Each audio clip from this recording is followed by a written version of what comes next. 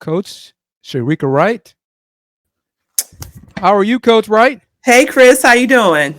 I'm doing great. I'm trying to figure out technology, so I made a faux pas earlier in the show, but I think I'm good now. Head coach Shereka Wright at UTA, Texas Arlington, for those who don't know. Shame on you if you don't know. How long have we known each other? Oh, Chris, man, we go way back. I mean, listen, I don't even know what the days, the years of it all, but I just know you good people. I think we go back to days maybe when I was playing, huh? I We think go way so. back that Yeah. way. Yeah. How long have you been head coach at UTA? I am starting my fourth year here now. 4 years. Time's flying, coach. Yes, Yeah. it is. Time flies when you're having fun. That's what it Indeed. is. Okay, so you are having fun there at UTA. Yes. How many players do you have returning? So listen, we have currently from our roster last year, we have two players that are returning with Smalls Godot and Nia Threet.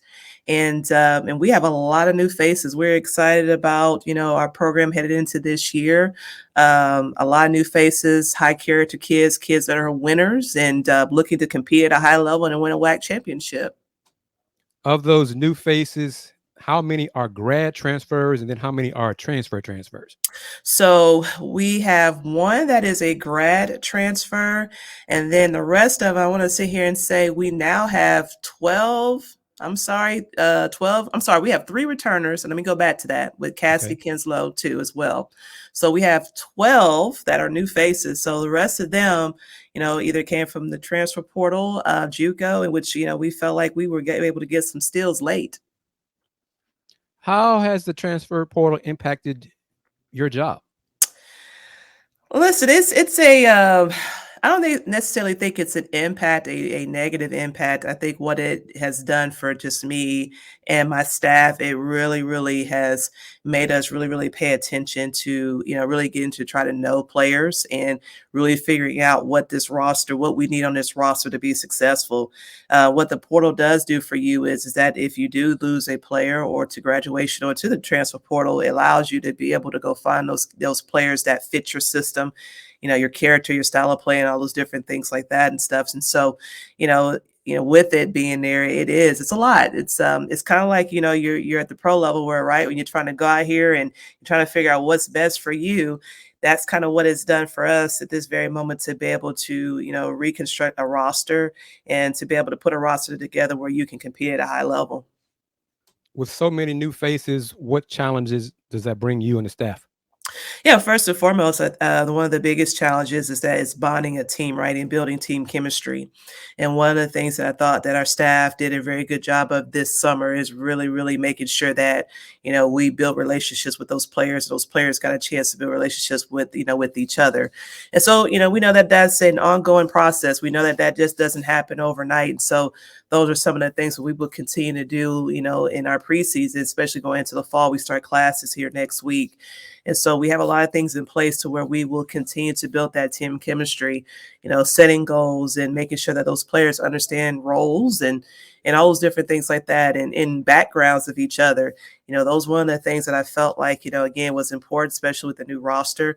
You got to be able to build that team chemistry. And so those are the things we will continue to focus on. How would you describe your coaching style? I would say, I'm a player coach, and what I mean by that is that again, I allow my players to be able to express, what's important to them and how they want to play. For me, my style of play is fun to watch, and that's one of the things that I pride myself on. We're big on discipline. We're big on our kids developing on and off the floor. And so, those are things I felt like it's been enticing for, athletes and for, recruits that want to come and play, especially in a great arena where we do have a professional team that's inside of here too as well. And so it's worked out. But development on and off the floor has been something that I've really talked on. I'm big on mentoring young women and building those relationships and things like that and stuff. So it's been fun for us, and we've been on a really big ride here. I thought we've done some really amazing things here at UTA, and want to continue to make history and continue to do more here.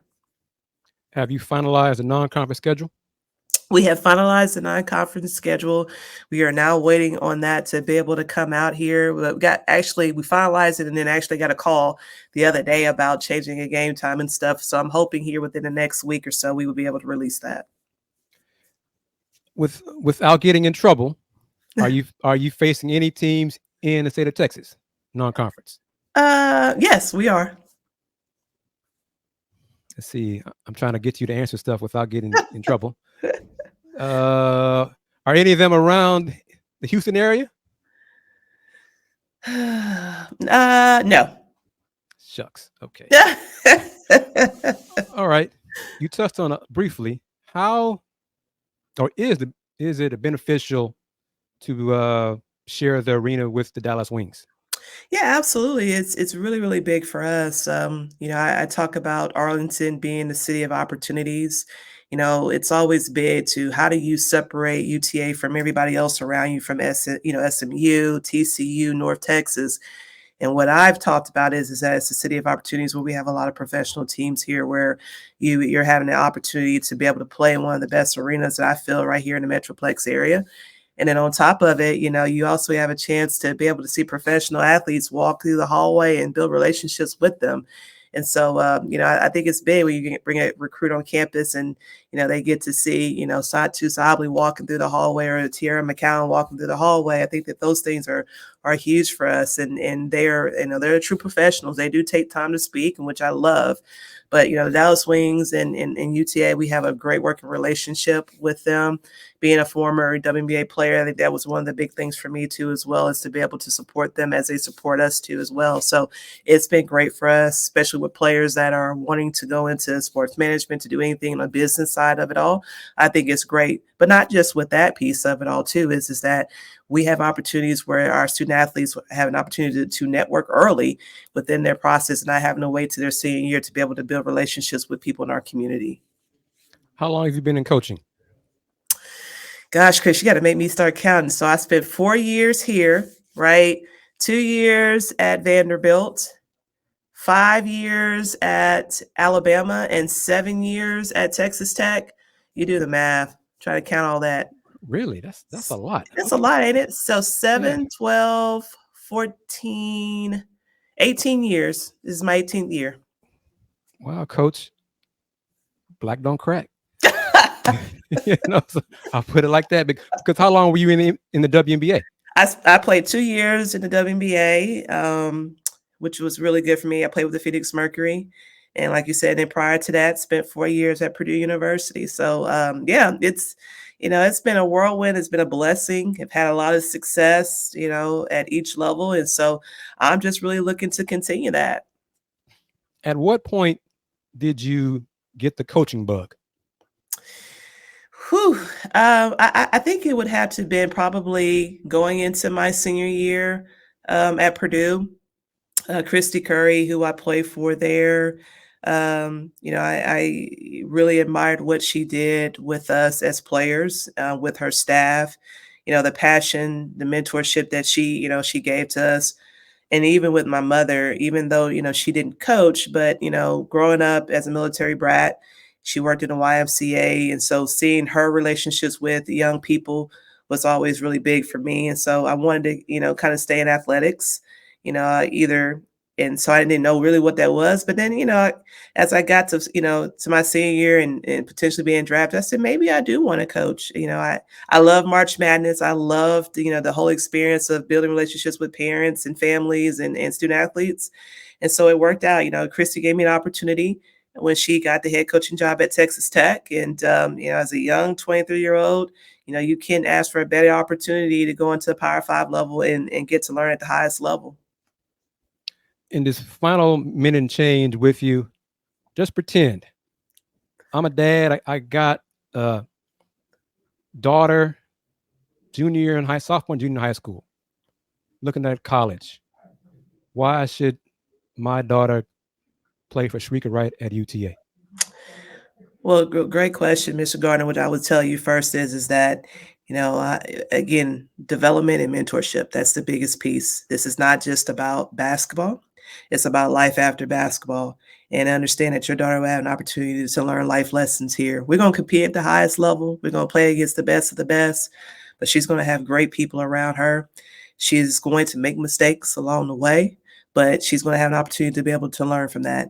And more so than anything is that, again, discipline, again, we're going to be held accountable, but at the same time, you're going to have the best experience. Good, bad, happy, or sad, we're going to address those things. But at the same time, like I said, I'm going to be who I am. I'm going to be transparent. So I'm a mom, and so I get it, I understand. And like I said, I've had success at the highest level, so I know what it looks like. And, I think this will be a great opportunity for you to join. Excellent, Coach Wright. Thank you very much. I'm going to put you on the spot if you don't mind. Okay. Once the non-conference schedule is finalized and announced, will you come back on the show and announce it and discuss it? Absolutely. I will always come and support you. I have no problems doing it. Thank you very much, Coach Shereka Wright. So when would that be? Listen, next week. So we Okay. will have that done. So yeah, just reach out to me and listen, we'll hop back on here and we'll get it done. Excellent. Awesome. All right, Coach Shereka Wright. Thank you very much. So I'll see you next week then. Sounds good, Chris. You have a good one. You too. Take care. All right, bye. Excellent. Coach Shereka Wright from UTA joining me on the show, and thank her, Coach Byron Smith from Prairie View, who overcame my technical faux pas, Coach Scott Parra from Rice on as well. I want to thank AJ Jones for trusting me with keys to the kingdom for the Houston Roundball Review Takeover, powered by JMNE and available on the Bs3 Network. So kudos to everyone helping me do this. I appreciate it. For those watching on all our platforms, Facebook, Twitter, Twitch, Roku, YouTube. Did I forget anything? I think that's all. I think that's all of them. So we'll see you next Thursday. And as well, put this up there. Interested in advertising on the show, please hit me up. As always, anyone new to the show, subscribe to the Houston Roundball Review YouTube channel. Buy the Roundball Review merch, like this lovely mug that I'm going to put up. Enjoy your favorite adult beverage in it. Houston Roundball Review mug, tote bags, shirts, tank tops as well. See you guys next Thursday. And remember, since 1994, the Houston Roundball Review.